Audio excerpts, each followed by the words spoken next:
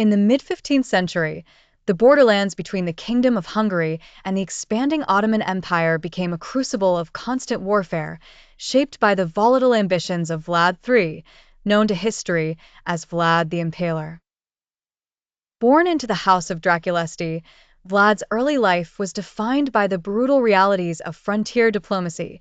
As a teenager, he was surrendered by his father as a political hostage to the Ottoman Sultan, an experience that forged his intimate understanding of Turkish military tactics and a deep-seated resentment toward his captors. Upon ascending to the throne of Wallachia in 1456, Vlad inherited a fractured principality plagued by internal betrayal from the boyar nobility and external pressure from the Sultan.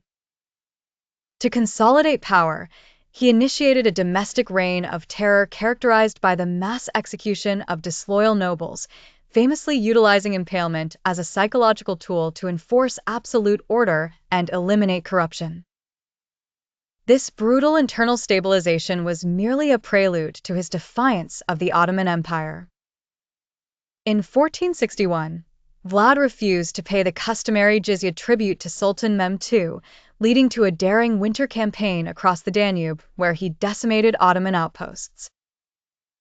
The Sultan responded in 1462 by leading a massive invasion force into Wallachia.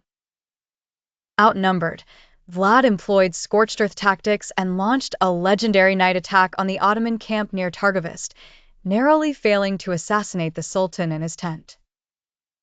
Though the Sultan eventually reached the capital, he was met by the Forest of the Impaled, a horrifying display of thousands of captives that forced an Ottoman retreat.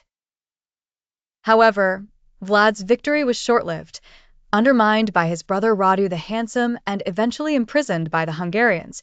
He spent years in exile before a final, fatal attempt to reclaim his throne in 1476. His death marked the end of a fierce resistance that had temporarily halted Ottoman expansion into Central Europe, leaving behind a legacy as a ruthless defender of his realm and a precursor to the dark folklore that would later overshadow his historical role as a Christian warlord.